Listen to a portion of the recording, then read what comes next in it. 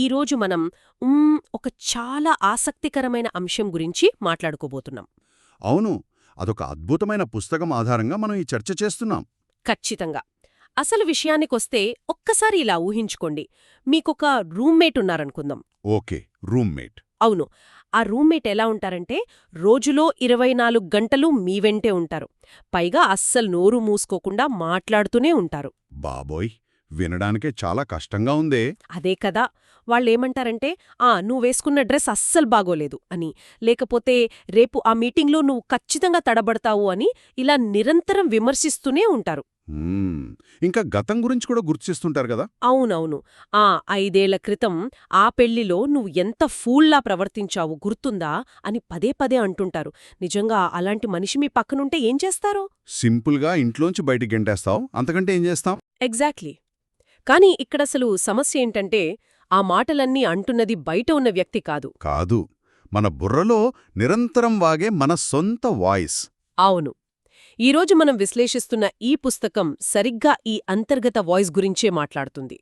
దాని నుంచి స్వేచ్ఛ పొంది ప్రశాంతంగా ఎలా ఉండాలి అన్నదే మన ఈనాటి మిషన్. మీరు చెప్పిన రూమ్మేట్ ఉదాహరణ 100% నిజమండి. మనలో చాలామందికి ఎదురయ్యే అతిపెద్ద సమస్యలు బయట పరిస్థితుల వల్ల రావు. అంటే మన ఆలోచనల వల్లే వస్తాయంటారా? ఖచ్చితంగా. ఆ పరిస్థితులను మన మైండ్ ఎలా అర్థం చేసుకుంటోంది, మనకి ఎలాంటి కథలు చెబుతోంది అనే దానివల్లే వస్తాయి. దీని వెనుక ఒక ఆసక్తికరమైన సైన్స్ కూడా ఉంది తెలుసా? ఓ, సైన్సా? ఏంటది? పరిణామక్రమంలో అంటే ఎవల్యూషన్లో మన మెదడు ఎప్పుడూ ప్రమాదాలను పసిగట్టేలా డిజైన్ చేయబడింది. ప్రాచీన కాలంలో అడవిలో ఉన్నప్పుడు విషయమా? అవునండి. అడవిలో ఉన్నప్పుడు ఏదైనా పులి వస్తుందేమో అని మన మెదడు ఎప్పుడూ అప్రమత్తంగా ఉండేది. ఇప్పుడు మనకా పులులు లేవు కానీ మన మెదడుకు ఆ భయపడే అలవాటు పోలేదు. ఓ, అంటే ఇప్పుడు పులులకు బదులు చిన్న చిన్న విషయాలకు భయపడుతుందా? అదే జరుగుతోంది. అది ఒక చిన్న ఈమెయిల్ను లేదా పక్కింటి వాళ్లు వేసిన ఒక చిన్న కామెంట్ను కూడా ఒక పెద్ద ప్రమాదంగా ఊహించేసుకుంటోంది. బుర్రలో ఒక పెద్ద గ్రూప్ డిస్కషన్ పెట్టేస్తుంది. వావ్! అంటే మన మెదడు కేవలం మనల్ని రక్షించడానికి అలా నిరంతరం మాట్లాడుతూ ఉంటుందన్నమాట? అవును. కానీ ఆ వాయిస్ ఎంత డామినేటింగ్గా మారిపోయిందంటే అందరూ ఆ మాట్లాడే గొంతే తాము అని నమ్ముతున్నారు. నిజమే. కానీ ఈ పుస్తకం ఒక షాకింగ్ నిజాన్ని బయటపెట్టింది కదా? అవును, ఆ వాయిస్ మనం కాదు అని. ఎగ్జాక్ట్లీ. ఆలోచనలు మనం కాదు, మనం ఆ ఆలోచనలను వినేవాళ్లమని చెబుతోంది. సరే, ఇక్కడ నాకొక చిన్న కన్ఫ్యూజన్ ఉంది. అడగండి, ఏంటది? మీరు చెప్పిన ఈ పాయింట్ వింటుంటే నాకొక రేడియో గుర్తొస్తోంది. మనం కార్లో వెళ్తూ రేడియో వింటున్నప్పుడు ఆ రేడియోలో మాట్లాడే ఆర్జే వాయిస్ నాది కాదని నాకు తెలుసు. అవును, దాన్ని మనం బయట ఉన్న ఒక వస్తువులా చూస్తాం. లాగే అనిపించడం వల్లే మనకు ఆ భ్రమ కలుగుతుంది. అంటే అది కేవలం ఒక భ్రమ అంటారా? అవునండి. మీరు రేడియో అన్నారు కదా, రేడియో నచ్చకపోతే మనం టక్కున స్విచ్ ఆఫ్ చేయగలం లేదా ఛానల్ మార్చేయగలం. కానీ మన మైండ్లో వచ్చే వాయిస్కి ఆ స్విచ్ ఎక్కడుందో మనకు తెలియదు కదా? ఎగ్జాక్ట్లీ. అందుకే ఆ వాయిస్ నేనేమో అని బలంగా నమ్మేస్తాం. ఒక చిన్న ఉదాహరణ చూద్దాం. మీరు రాత్రి పడుకోవడానికి ప్రయత్నిస్తున్నారు, నిద్ర రావట్లేదు. చాలాసార్లు జరిగేదేది. అకస్మాత్తుగా 10 ఏళ్ల క్రితం కాలేజీలో మీరు చేసిన ఒక సిల్లీ మిస్టేక్ గుర్తొస్తుంది. అప్పుడు మీ బుర్రలో వాయిస్ దాన్ని విశ్లేషించడం మొదలుపెడుతుంది. అవును. అనవసరంగా అదంతా ఎందుకు చేసేనా అనిపిస్తుంది. కానీ అదే సమయంలో అరెరే నాకు నిద్రొస్తోంది, ఈ థాట్స్ ఏంటి ఇప్పుడు నన్ను విసిగిస్తున్నాయి అని మీకనిపిస్తుంది గదా. ఓహ్, అవును కదా. అక్కడ మిమ్మల్ని విసిగిస్తున్నది ఆ వాయిస్. మరి విసుక్కుంటున్నదెవరు, గమనిస్తున్నదెవరు? ఆ గమనిస్తున్న వారే నిజమైన మీరు.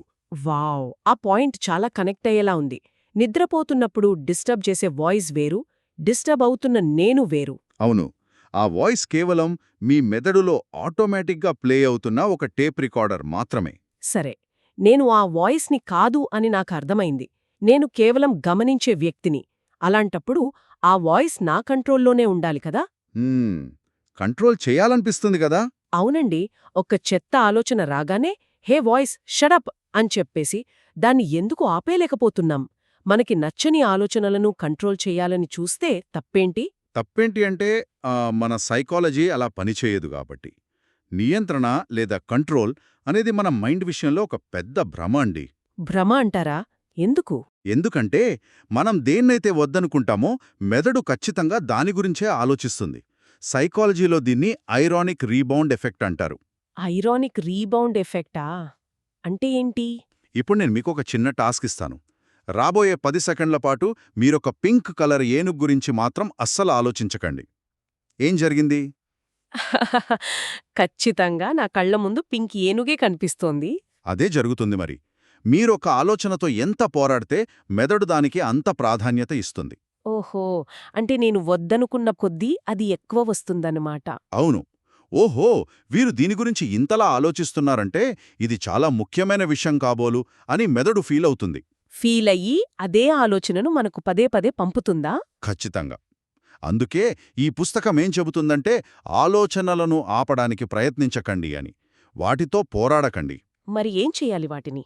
కేవలం ఒక సినిమా చూస్తున్నట్లుగా వాటిని గమనించండి అంటుంది. థియేటర్లో కూర్చొని స్క్రీన్ వైపు చూస్తున్నట్లు. సినిమా చూసినట్లుగా చూడాలి. అవును. మీ ఆలోచనలు వస్తుంటాయి, పోతుంటాయి. మీరు మాత్రం సీట్లోనే కూర్చుని చూడండి అంటుంది. వినడానికి చాలా బాగుంది. కానీ ఇక్కడ నాకు ప్రాక్టికల్గా ఒక డౌటొస్తుంది. అడగండి. థియేటర్లో సినిమా చూస్తున్నారు, ఫైన్. కానీ ఒక భయపెట్టే హారర్ సినిమా చూస్తున్నామనుకోండి, అది స్క్రీన్ మీద బొమ్మే అని మనకు తెలుసు. నిజం కాదని బుర్రకు తెలుసు. అవును. అయినా సరే దెయ్యం రాగానే మనకు ఆటోమేటిక్గా చెమటలు పడతాయి, గుండె ఫాస్ట్గా కొట్టుకుంటుంది, భయంతో సీట్లో వణికిపోతాం కదా. నిజమే, ఫిజికల్ రియాక్షన్ వస్తుంది. అలాగే మన నిజ జీవితంలో రేపు పొద్దున్న నా ఉద్యోగం పోతుందేమో అన్న భయమో, లేదా నాకు కావలసిన వాళ్లకి యాక్సిడెంట్ అయిందన్న వార్తో విన్నప్పుడు నా గుండె కూడా అలాగే కొట్టుకుంటుంది కదా. ఖచ్చితంగా కొట్టుకుంటుంది. మరి ఆ క్షణంలో నేను స్క్రీన్ కాదు, నేను జస్ట్ చూస్తున్నాను అని కూల్గా కూర్చోవడం ఎలా సాధ్యం? ఆ ఫిజికల్ రియాక్షన్ని కేవలం గమనించడం నిజంగా వర్కౌట్ అవుతుందా? మీరు అడిగిన ప్రశ్నలో చాలా డెప్తుందండి. ఇది ఆచరణలో ఎంత కష్టమో ఎవరైనా ఒప్పుకోవాల్సిందే. అవును కదా, ప్రాక్టికల్గా చేయటం కష్టం. ఎందుకంటే మన మెదడులోని ఎమిగ్డలా అనే భాగానికి నిజంగా ఉన్న ప్రమాదానికి లేదా కేవలం మన ఊహలో ఉన్న ప్రమాదానికి తేడా తెలీదు. ఓ, అంటే ఊహించుకున్నా అది నిజమే అనుకుంటుందా? అవును. పులి ఎదురుగా వచ్చినప్పుడు శరీరంలో ఎలాంటి కెమికల్స్ రిలీజ్ అవుతాయో, రేపు జాబు పోతుందేమో అన్న ఆలోచన వచ్చినప్పుడు కూడా అవే కెమికల్స్ రిలీజ్ అవుతాయి. అందుకే గుండె అంత వేగంగా కొట్టుకుంటుందన్నమాట. ఎగ్జాక్ట్లీ. అయితే ఇక్కడ మీరు అర్థం చేసుకోవాల్సిన సూక్ష్మం ఒకటుంది. మీ లక్ష్యం ఆ గుండె వేగంగా కొట్టుకోవడాన్ని ఆపడం కాదు. మరి ఆపకపోతే ఎలా? భయం వేసినప్పుడు, ఓ, నా శరీరంలో ఇప్పుడు భయానికి సంబంధించిన కెమికల్స్ రిలీజ్ అవుతున్నాయి, నా మైండ్ చాలా ఆందోళనగా ఉంది అని గుర్తించడం మాత్రమే. అంటే ఆ వణుకును, ఆ గుండెదడను కూడా నేను కేవలం గమనించాలి అంటారా? అవునండి. మీరు గమనిస్తున్నారంటే ఆ భయంలో మీరు చిక్కుకోపోవడం లేదు అనర్థం. మొదట్లో ఇది కష్టమే. నిజమే కదా, ప్రాక్టీస్ లేకపోతే కష్టమే. జిమ్కి వెళ్లిన మొదటి వారం కండరాలెలా నొప్పులు పుడతాయో, ఈ అబ్జర్వేషన్ ప్రాక్టీస్ కూడా అలాగే ఇబ్బందిగా ఉంటుంది. కాని నెమ్మదిగా మీరు ఆ ఇమోషన్కి ఒక అడుగు దూరంగా నిలబడటం నేర్చుకుంటారు. ఓకే, నేను దీన్ని ఒకసారి ట్రై చేశాను అనుకుందాం. ఒక ఉదాహరణ చెబుతాను. చెప్పండి. నిన్న మా బాస్ నన్ను అందరి ముందు కోప్పడ్డాడు. నేను మీరు చెప్పినట్లే బుర్రలో వాయిస్ని గమనించాను అనుకుందాం. Okay, very good. బాస్ నన్ను తిడుతున్నాడు, నా మైండ్ కోపంతో రగిలిపోతోంది అని అబ్జర్వ్ చేశా. కాని ఆ క్షణంలో నా కడుపులో ఏదో లాగేస్తున్నట్లుంది కదా. అది ఆగలు కదా. ఆ ఫీలింగ్ గురించి చెప్తున్నారు. అవును, ఒక రకమైన అవమానం, కోపం, బాధ అన్నీ కలిపి లోపలొక తుఫాన్లా ఫీలయ్యాను. జస్ట్ అబ్జర్వ్ చేయడం వల్ల ఆ వాయిస్ సైలెంట్ అవ్వొచ్చేమో, కానీ ఆ ఫీలింగ్, ఆ ఎమోషన్ మాత్రం అలాగే కంటిన్యూ అవుతోంది. రైట్. దాన్ని ఏం చేయాలంటారు? అవును, ఆ ఎమోషన్ని ఏం చెయ్యాలి? ఇక్కడే మనం ఆలోచనల దగ్గర నుండి భావోద్వేగాల స్థాయికి వెళ్ళాలండి. ఎమోషన్ స్థాయికి.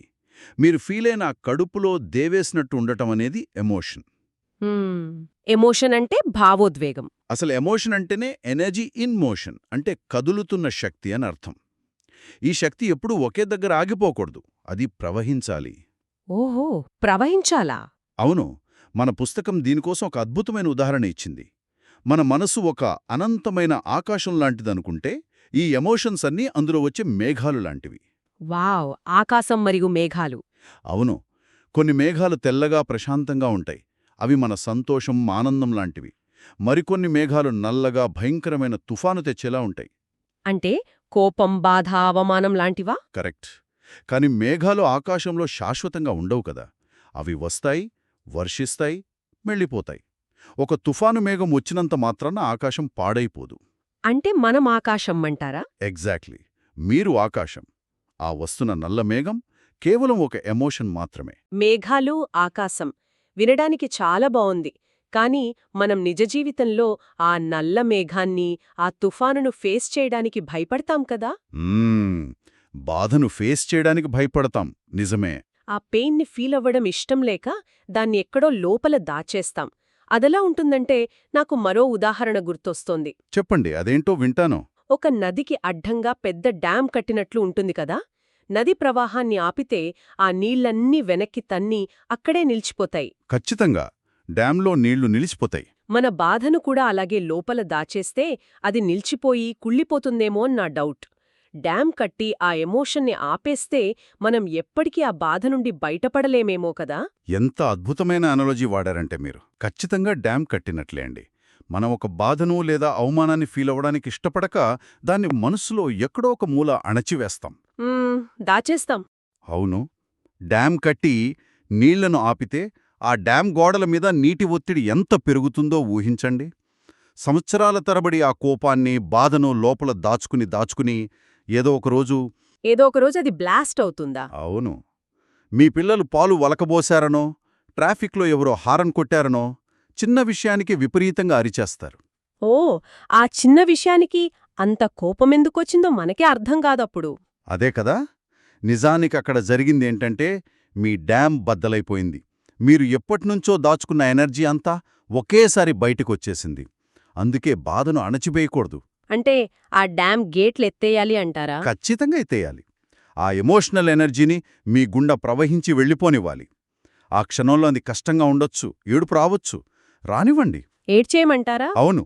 దాన్ని పూర్తిగా ఫీల్ అయితేనే అది మీ సిస్టమ్ నుండి బయటికి వెళ్ళిపోతుంది. మీరు గేట్లు మూసేస్తే ఆ ప్రతికూల భావాలే కాదు, సానుకూల భావాలు అంటే సంతోషం కూడా మీ లోపలికి రాలేదు. అబ్బా, ఇది చాలా డీప్ పాయింట్ అండి. బాధను ఫీల్ అయితేనే అది బయటికి వెళ్తుంది, డ్యాం బ్రేక్ అవ్వకుండా ఉంటుంది. కానీ ఇక్కడ నాకు విషయం చెప్పండి. అడగండి. ఇది ఇంత సింపుల్ కదా? బాధ వచ్చినప్పుడు ఫీల్ అయి ఏడిస్తే పోతుందని తెలిసినా మనం ఎందుకు దాన్ని కంట్రోల్ చేయాలని చూస్తాం? కంట్రోల్ ఎందుకు చెయ్యాలనుకుంటాం? అదొక పెద్ద ప్రశ్న. మనకెందుకు ప్రతి విషయం మన గుప్పిట్లోనే ఉండాలి, మనం అనుకున్నట్లే జరగాలి అనిపిస్తుంది. నా ఫ్రెండ్ ఒకతనున్నాడు. రిలేషన్షిప్లో చిన్న ప్రాబ్లం వచ్చినా సరే అవతలి వ్యక్తి ప్రతి కదలికను కంట్రోల్ చేయాలని చూస్తుంటాడు. ఓకే, ఆ కంట్రోల్ చేయాలనే పిచ్చి ఎక్కడినుంచి వస్తుందనే మీ ప్రశ్న. అవును. ఎందుకలా ప్రవర్తిస్తారు? దీని వెనుకున్న అసలు కారణం మన పాస్ట్ ఎక్స్పీరియన్స్ అండి. అంటే మన గతం. మన పుస్తకం దీన్ని చాలా విపులంగా చర్చించింది. మన జీవితంలో జరిగిన కొన్ని సంఘటనలు, ముఖ్యంగా మనం తట్టుకోలేనివి, మన నాడీ వ్యవస్థలో ముద్రలుగా మిగిలిపోతాయి. నాడీ వ్యవస్థలో ముద్రలా? అంటే నర్వస్ సిస్టంలో రికార్డ్ అవుతాయా? అవునండి. వీటినే సంస్కారాలు లేదా ఇన్నర్ బ్లాకేజెస్ అంటారు. చిన్నప్పుడు ఎప్పుడో ఒక కుక్క కరిచిందనుకోండి, ఆ భయం లోపల బ్లాకైపోయి ఉంటుంది. అందుకే 20 ఏళ్ల తర్వాత రోడ్డు మీద కుక్కపిల్లను చూసినా గుండె దడదడలాడుతోందన్నమాట. ఎగ్జాక్ట్లీ. మీ ఫ్రెండ్ విషయానికొస్తే బహుశా గతంలో ఎప్పుడో మోసపోయి ఉండొచ్చు. ఆ బాధ లోపల అలా నిలిచిపోయుంది. ఇప్పుడు కొత్త రిలేషన్లో ఏ చిన్న సమస్య వచ్చినా సరే మళ్ళీ పాత బాధ వస్తుందేమో అన్న భయంతో అతను బయట పరిస్థితులను కంట్రోల్ చేయడానికి ప్రయత్నిస్తున్నాడా? అదే జరుగుతోంది. అంటే లోపల ఉన్న గాయాన్ని టచ్ కాకుండా ఉండటం కోసం బయట ప్రపంచం మొత్తం తాను గీసిన గీత దాటకూడదు అని అతను ఆశిస్తున్నాడు. ఇదే అసలైన ఇల్యూషన్ ఆఫ్ కంట్రోల్. ఓహో, ఇల్యూషన్ ఆఫ్ కంట్రోల్. అవును. మన లోపలున్న బ్లాకేజ్ని క్లియర్ చేసుకోకుండా బయట వ్యక్తులను కంట్రోల్ చేయాలని చూస్తే ఎప్పటికీ సమస్య తీరదు. ఇది ఎలా ఉందంటే మన చేతిలో ఒక వేడి బొగ్గును పట్టుకుని ఉన్నాం. ఆ బొగ్గు మన చెయ్య కాల్చేస్తోంది. అది పట్టుకున్నందుకే మనకు నొప్పి కలుగుతోంది. అవును, కాల్తోంది. కానీ మనం దాని కింద పడేయడానికి బదులు ఈ బొగ్గును పట్టుకున్నప్పుడు ఎవరైనా నన్ను టచ్ చేస్తే నొప్పి వస్తుంది, కాబట్టి ఎవ్వరూ నా దగ్గరికి రావద్దు అని ప్రపంచాన్ని కంట్రోల్ చేస్తున్నట్లుంది. భలే చెప్పారు. ఎవ్వరూ దగ్గరికి రావద్దు అంటాం. కాల్తోంది అని ఏడవటం మానేసి జస్ట్ దాన్ని వదిలేస్తే, కింద పడేస్తే పనైపోతుంది కదా. కానీ ఆ వేడి బొగ్గును కింద పడేయడం అంటే ఏంటి? ఈ పాత గాయాలు లేదా బ్లాకేజెస్ని మన సిస్టమ్ నుండి ఎలా బయటికి పంపాలి? ఆ మెకానిజం ఏంటి? అద్భుతమైన ఉదాహరణ చెప్పారండి మీరు. ఆ వేడి బొగ్గును కింద పడేయడం అంటే వాస్తవాన్ని యాక్సెప్ట్ చేయడం. అంటే అంగీకరించడం. అవును. ప్రతిఘటన అంటే రెసిస్టెన్స్ అనేది ఎప్పుడూ బాధను పెంచుతుంది. అంగీకారం అనేది శాంతినిస్తుంది. మీ ఫ్రెండ్ ఉదాహరణే తీసుకుందాం. అతని పార్ట్నర్ ఏదో మెసేజ్ లేటుగా చూశారనుకోండి. వెంటనే ట్రిగ్గర్ అవుతాదతను. అవును, వెంటనే అరిచేయకుండా తనని తాను గమనించుకుంటూ, ఓహో, నాలో ఇప్పుడు కోపం స్టార్ట్ అవుతోంది, ఈ భయం పాతది అని అనుకోవాలి. అవును, నేను దీన్ని అడ్డుకోను అని ఆ ఫీలింగ్ని కేవలం గమనించాలి. గమనిస్తున్న కొద్దీ ఆ వేడి బొగ్గు చేతిలోంచి జారిపోతుంది. ఆ పాత ముద్ర మెల్లగా కరిగిపోతుంది. అంటే రియాక్ట్ అవ్వకుండా రెస్పాండ్ అవ్వాలంటారు. ఎగ్జాక్ట్లీ. మీరు పరిస్థితులకు రియాక్ట్ అవ్వడం మానేసి రెస్పాండ్ అవ్వడం మొదలు పెడతారు. రియాక్షన్కి రెస్పాన్స్కి చాలా తేడా ఉందండి. రియాక్షన్ అనేది ఆటోమేటిక్గా వస్తుంది కదా. అవును, ఆటోమేటిక్గా వస్తుంది. కానీ రెస్పాన్స్ అనేది అవగాహనతో, అవేర్నెస్తో వస్తుంది. నిజంగా ఈరోజు ఎపిసోడ్ చాలా విషయాలను ఓపెన్ చేసిందండి.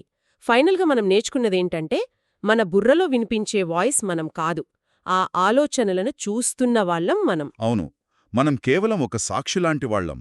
అలాగే మనం ఫీలయ్యే కోపం, బాధ కూడా మనం కాదు. అవి జస్ట్ ఆకాశంలో వచ్చే మేఘాల్లాంటివి.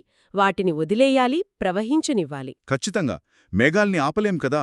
ఎప్పుడైతే మనం ప్రతిదానితోనూ పోనాడటం నానేసి వాస్తవాన్ని ఉన్నది ఉన్నట్లుగా యాక్సెప్ట్ చేస్తామో, అప్పుడే ఆ ఇన్నర్ బ్లాకేజెస్ అన్నీ క్లియర్ అయిపోయి మనకి నిజమైన స్వేచ్ఛ దొరుకుతుంది.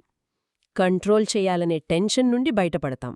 అవునండి, మీరు అన్ని గమనించే ఒక స్పృహగా, అంటే కాన్షియస్నెస్గా మారిన క్షణంలో బయట ఎన్ని తుఫానులొచ్చినా మీ లోపల మాత్రం మీరు ఎప్పటికీ ప్రశాంతంగానే ఉంటారు. చాలా గొప్ప పాయింట్ ఇది.